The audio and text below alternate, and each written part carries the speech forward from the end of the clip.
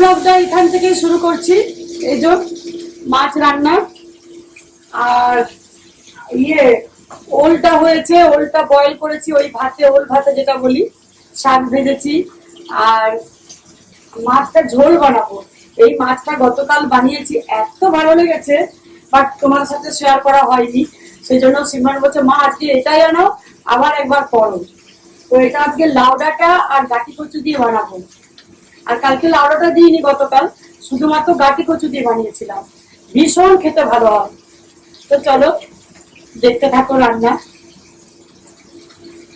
তো মাছটা ভাজার পর আমি গাটি কচুটাও ভেজে নিচ্ছি, কেননা গাটি কচু আমি বয়েল করে করি না, অনেকে বয়েল করেও বানাই। ভেজে করলে টেস্ট ভালো হয় আর এই পিচ্ছিল ভাবটা কম হয়। একেবারে মুচমুচি করে এটা ভেজে নেবো।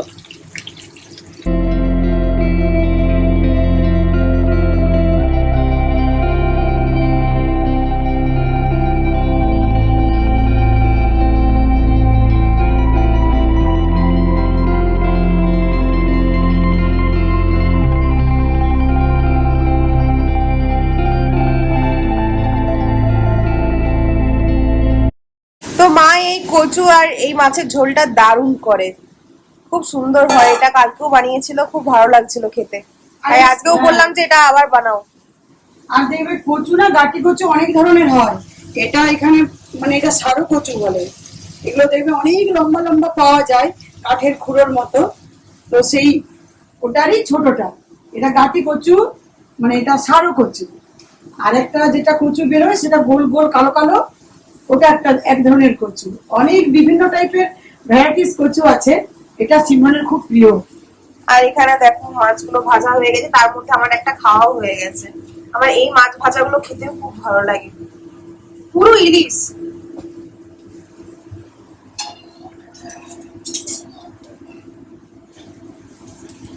মশলাটা কষালাম, পেঁয়াজ আদা রসুন একসাথে দিয়েছিলাম তেলে। তেলে একটু পাঁচফোড়ন দিয়েছি, শুকনো লঙ্কা, তারপর তো গুঁড়ো মশলা জানো তোমরা, জিরে গুঁড়ো, ধনে গুঁড়ো আর লঙ্কার গুঁড়ো, হলুদ গুঁড়ো, নুন, ব্যাস এই।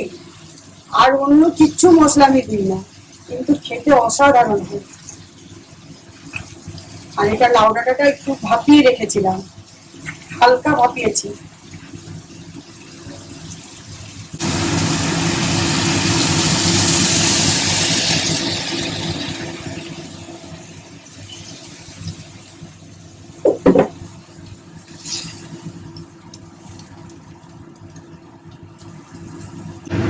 আর কচুর ঝোল যখনই করবে না একটু পাতলা করবে, খুব মোটা হয়ে গেলে খেতে ভালো লাগে না।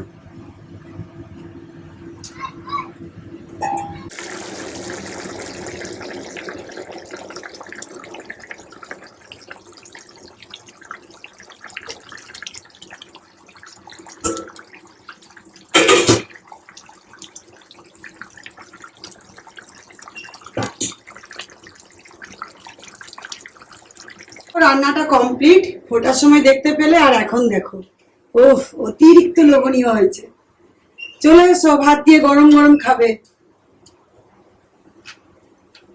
রান্না বান্না করার পর দেখো কটাই শেষ হলো, দেখো খেয়ে আসতে গেলে 11টা বাজতে যাবে। ঘেমে চান হয়ে গেছে, পুরো ঘেটে গেছি।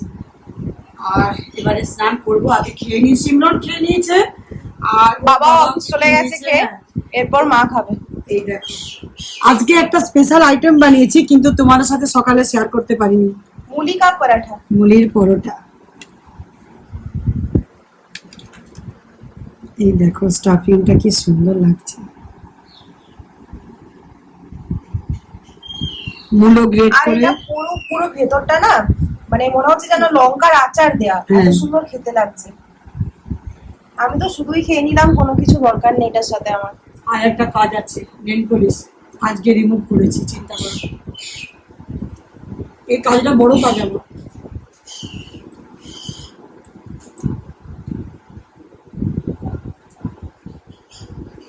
সত্যি খেতে খুব সুন্দর হয়েছে, চিংড়ি কচুটা বা দারুণ হয়েছে। তো চান টান করে গোপুর পুজো হলো, এবারে একটু বিশ্রাম নিয়ে নি। বাইরে প্রচন্ড বৃষ্টি, মানে এতটাই লাইটিনিং হচ্ছে আর সমানে বৃষ্টি হচ্ছে, আধ ঘন্টা হয়ে গেল জোরালো বৃষ্টি। আর সামনে পুজো, গোপুর পুজো আসছে, সোমবার গোপুর পুজো আছে, আজকে হচ্ছে বৃহস্পতিবার। গোপুর পুজোটা বেশ ধুমধাম করে করব, ঠাকুরের পুজো সে তো সবাই জানো তোমরা, খুবই ধুমধাম করব। কিন্তু সামনে যে দুর্গা পুজো, সেটার যে ধুমধাম হয় মানে প্রত্যেকের মনে সবাই জানে যে আমাদের দুর্গা পুজো হচ্ছে বাঙালি জাতির শ্রেষ্ঠ দুর্গা পুজো। এটার যে আনন্দ, একটা মার্কেটিং করা, বাইরে যাওয়া, কেনাকাটি করা, এটার আনন্দ বোঝানো যায় না। কিন্তু সব আনন্দ না এক নিমিষে শেষ হয়ে গেছে। তোমরা তো প্রত্যেকেই জানো, খুবই মর্মান্তিক ঘটনা, খুবই মর্মান্তিক ঘটনা। এরকম যে কত মায়ের কোল খালি হবে আর কত এভাবে মেয়েরা যে বলি হবে, কারোর কিছু জানা নেই। কিন্তু তোমরাও জানো যে মাঝখানে আমরা প্রায় 7 দিনের মতো হয়ে গেল, 5 থেকে 7 দিন ভিডিও দিইনি। ভিতরে প্রচুর কষ্ট পাচ্ছি, হয়তো সবকিছু বলতে পারছি না, কিন্তু প্রচুর কষ্ট পাচ্ছি, প্রচুর কেঁদেছি আমি, বিশ্বাস করো, মানে অন গড প্রচুর কেঁদেছি। সবাই বুঝতে পারবে, কেননা এই ঘটনা কেউ বলবে না যে এটা আমার কিছুই মনে হয় না, তাই না? এটা খুবই মর্মান্তিক ঘটনা। এই ঘটনার সাথে সাথে মনে হচ্ছে দুর্গাপুজো কিছুই নয়, ঘরে বসে যদি পার করে দিই 4টে দিন তাও পেরিয়ে যাবে, এতটাই একটা বাজে ঘটনা। যেহেতু পরোটা খেয়েছি সকালবেলায়, স্টাফিং পরোটা খেলে কি হয় জানো, খিদেটা কম ভারী পায়। হয়ে যায় আর একদম খিদে পায় না। আমার এমনি তো আমি দুপুরে আমার একদমই খিদে পায় না, তাতে আমি যাই খাই। না, এমনিতে আমরা তাও 2টোর মধ্যে খেয়ে নিই, হ্যাঁ 1টা 1.5টা 2টোর মধ্যে খেয়ে নিই, কিন্তু আজকে একেবারে খিদে নেই। এখন তো বোধহয় 2:40 বাজে, তো দেখি। এই তো খাবার গরম হচ্ছে এখানে, এরপর খাবো। আর বৃষ্টি থেমে এলো। এই দেখো আজকে দুপুরে কি কি হয়েছে।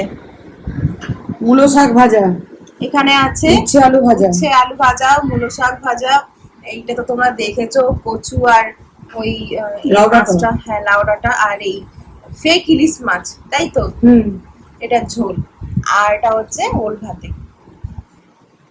দারুণ মেনু আজকে আছে। আমার মূলো শাক ভীষণ ভালো লাগে। তো চলো খাওয়া হয়ে যাক, তারপরে আবার আসছি।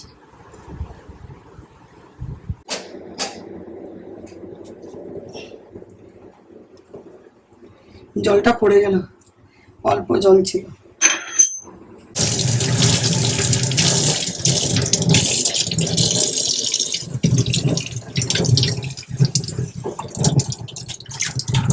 এখন হচ্ছে বিকেল বেলা, আর এই যে মা ড্রেস ছেড়ে নিয়েছে, কারণ গোপুর জন্য করবে মা তাল ফুলানো না, আজকে তাল ফুলনি। হ্যাঁ তো আগে গোপুর জন্য কটা করে নিই, তারপর আমাদের করব। গোপুর বাসন কোসন নামানো হয়েছে, কারণ আমাদের বাড়িতে এই ফার্স্ট তাল এসেছে, আর আগে গোপুর জন্যই হবে, এই ফার্স্ট এবছর।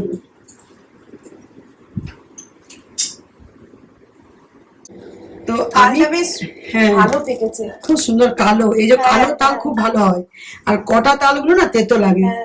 তো আমি কখনো তাল মারিনি, আমার বাড়িতে যারা থাকে তারাই করে দেয়, বানাই আমি, কিন্তু আজকে গোপুর জন্য আমি নিজে করতে হচ্ছে।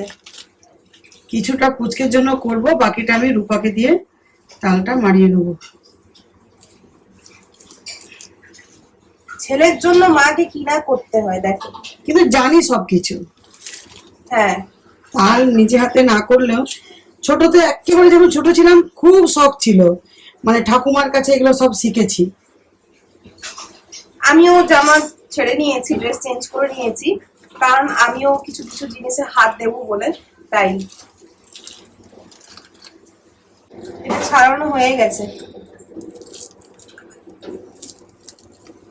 1টা 2টো 3টে আটি আছে। শিবরান বলছে মা এগুলো ডাব থেকে হয়। এগুলো ডাবের মতো দেখতে লাগছে, এগুলো তালশাঁস পাওয়া যায় না, সেটা পরে এরকম হয়। এত বড়।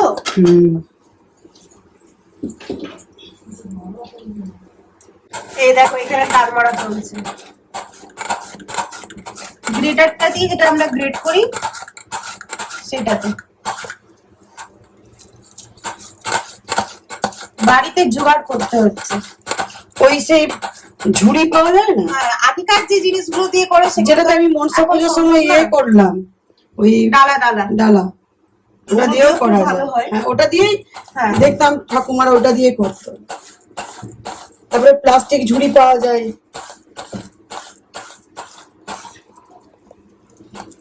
কিন্তু এটা দিয়ে ভালো হচ্ছে। এর থেকে মানে রান্না বান্না হলে করা যাবে। কি অবস্থা হয়েছে দেখো মায়ের, দেখাও তো। এই দেখো, ঘেমে ঘুমে জল। তবু গপুকে খাওয়াবো, এই কাজটা এত কঠিন। এখানে দেখো এতটা মা অর্ধেক আর আমি অর্ধেক করে গপুর জন্য এতটা করলাম, আর বাকি যেগুলো আছে এগুলো রূপা করছে, এখন রূপাকে দিয়ে দিয়েছে। তারপর এখানে এখন মা এখন এইটা নিয়ে বসেছে গপুর জন্য। হ্যাঁ, বলে না সন্তানের জন্য মা বাবা কত কষ্ট করে।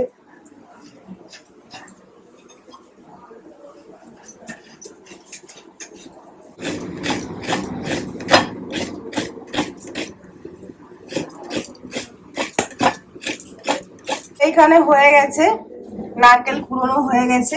আর এরপর এটা কি দিচ্ছ? এটা তো অল্প ময়দা, ময়দা দিল। হ্যাঁ, আর নারকেল কোড়া দিচ্ছি।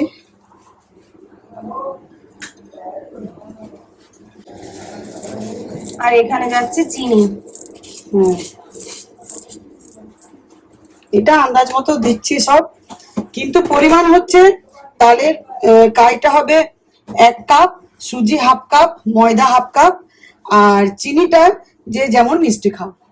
আর এখানে দিচ্ছে সুজি। সুজি, চালের গুঁড়ো দিতে পারো, বাট সুজি দিলেই হয়ে যায়। এবার এটাকে ভালোভাবে মিক্স করে নিতে হবে। কেউ যদি বলে আমি খুব ক্রাঞ্চি খাবো, তাহলে চালের গুঁড়ো অ্যাড করবে, আতপ চালের গুঁড়ো। আর এটা যাচ্ছে একটু নুড়ি, মালপোয়া টাইপের যেমন লাগে জিনিস। হ্যাঁ, এটা তো তালের মালপোয়া হবে। হ্যাঁ,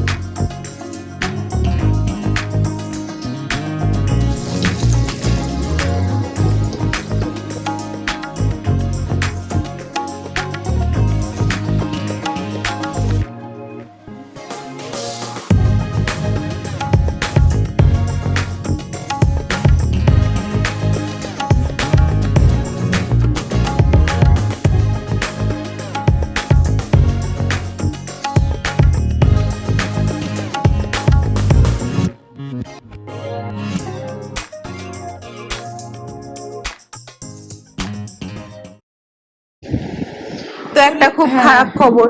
আর লাস্ট অব্দি গোপালকে তাল ফুলুরি খাওয়াতেও পারলাম না। যতগুলো করেছিল ব্যাস কড়াই ওগুলোই যেগুলো কড়াইতেই ছিল। কড়াতে যেগুলো দেখলে ওইগুলোই, আর অনেকটা করতেও ছিল। আমি ভাবলাম এগুলো উঠিয়ে গোপালকে খাওয়াবো, সন্ধে দিয়েছি, তারপরে আমাদের গুলো করবে। হ্যাঁ, তারপর গোপালকে খাইয়ে আমাদের গুলো করবো। তো আর কিছু করা গেল না, কারণ ওই সময় শাশুড়ি ফোন করলো, তো সিমরন উঠিয়েছে। তো আমার শ্বশুরের খুড়তো ভাই, আর আমার হচ্ছে কাকা শ্বশুর। হ্যাঁ, তো আর করলাম না। গোপালকে যেহেতু নিজে কানে শুনে নিলাম, গোপালকে আর খাওয়াতেও পারলাম না। সন্ধে তো দিয়েছি, কিন্তু এখনো গোপালের স্বয়ং দিতে পারছি না, 8:25 বাজে। কিন্তু ঠাকুমা বলছিল যে তুমি যখন করেছো সেগুলো তো না শুনে করেছো, তো যদি কোনো ব্রাহ্মণ পুরোহিত কেউ থাকে তাহলে ওগুলো খাবারটা খাইয়ে দাও, তো মা আর খাওয়াবে না, কারণ একবার শুনে নিয়েছি না, আর ইচ্ছে করছে না যে না গোপালকে খাওয়া। আর সব দিকে আমাদের যখন আগে এরকম মুশকিল হয়ে যায় যে গোপালকে এবার 3 বেলা যে আমরা ওঠাই, ঘুম পাড়াই, তারপর দুপুর বেলায় সাজাই, 3 বেলা খাওয়ানো। গোপাল হচ্ছে আমাদের বাড়ির বাচ্চা। আমি তাল অব্দি করিনি, এত তাল ভালোবাসি যে গোপালকে না দিয়ে খাবো না। আগে যখন গোপাল ছিল না আমাদের বাড়িতে 4-5 বছর আগে, তখন আমাদের এরকম শুনতাম খারাপ লাগতো না, তখন ঠিক আছে ঠাকুর হাত দিয়া চলতো না, অছুচ থাকতাম। কিন্তু এখন চোখে জল বেরিয়ে যাচ্ছে ওটা ভেবেই যে আমাদের গোপালকে কে শোয়াবে, কে স্নান করাবে, কে খাওয়াবে, এটার জন্যই খুব খারাপ লাগছে। 10 দিন পর চলবে, কিন্তু এই 10 দিনটা মানে 10 বছরের সমান আমাদের কাছে হয়ে গেছে। আর সব থেকে বড় কথা জন্মাষ্টমী, জন্মাষ্টমী যে আমরা এত কিছু ভেবেছি ধুমধাম করে করব, গপুর জন্মদিন, সেটা এরকম হয়ে গেল। এবারে গোপুর মুকুট অর্ডার তোমরা তো দেখেছো, হার আছে, বাঁশি আছে, সেগুলো আসবে কালকে, কাল পরশু আসবে। তো কি করে যে কি হবে। গোপুকে সাজিয়ে ধুমধাম করে ওপরে যেমন করি, ভেবেছিলাম আরো বড় করে করবো এবছর। তো এরকম হলো, ওই একটা কি করে যে আমরা ওই দিনটা আমি মাকে বলছি যে মন খারাপ করো না, কি করবে আবার পরের বছর করবে। আর গোপুর যে জিনিসপত্র আছে, ওই মশলা জিনিস সবকিছু খাবার, ওইগুলো হলে আমি সব আবার ইয়ে করে আবার নতুন আনাবো। সে তো সব হবে, কিন্তু জন্মদিনের জন্য হয়নি। আজকে গোপুর রাত্রি এখনো খাইনি, আর ওই খাবারটা খাওয়াতে পারলাম না লাস্ট অব্দি। আমরা মুখে করেও দেখিনি যে কেমন হয়েছে। আমরাও খাইনি, একটু দিয়ে দিলাম সব, রূপা মামিকে দিয়ে দিচ্ছি সবকিছু দিয়ে দিলাম। যখন গপু খেলো না আমরা কি করে খাই, মানে আমরা ভেঙেও দাঁতেও কাটলাম না যে কেমন হয়েছে, আমার অজানায় থাক। ছোট বাচ্চাকে যেমন মানে না খাওয়াতে পারলে মন কেমন খারাপ লাগে, সেই একই। ও যখন বুঝতে পারলো না যেটা কেমন হয়েছে, আর আমরাও চেক করে দেখলাম না কেমন হয়েছে। আসলে মায়ের মন খারাপ লাগবে, কিন্তু দেখো একটা কথা, গপু আমাদের বাড়িতে রয়েছে, সেজন্য কিন্তু আমাদেরকে জানিয়ে দিল যে এরকম ব্যাপার, আমি কিন্তু খাবো না।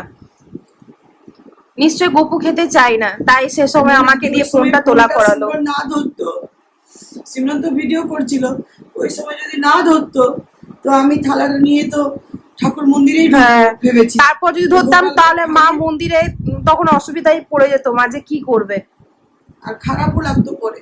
হ্যাঁ কি করবে, এই মরা এইসব ব্যাপার তো আর মানে এগুলো তো বলে আসে না, বলে যায় না, কি করে কেউ তো জানতে পারবে না। কিন্তু কি করবে, গোপালের সেবা নিয়ে খুব চিন্তায় আছি। আর এই 10টা দিন পেরোলে আবার সবকিছু পঞ্চগব্য করে আবার সবকিছু করবো, সেটা ঠিক। তার মধ্যে জন্মাষ্টমীটা যদি না পড়তো আরো ভালো। আর মায়ের যে ছোট কাকা মারা গেল, মানে আমার দাদু হচ্ছে, ওটাও খুব খারাপ লাগছে, সেও চলে গেল, কি করবে। চলো আজকের ব্লগটা এখানে এন্ড করছি। তারও যেন আত্মা শান্তি হয়, শান্তি কামনা করি। এই চলো আজকে ভিডিওটা এখানে এন্ড করে দিচ্ছি। সবাই ভালো থেকো, সুস্থ থেকো।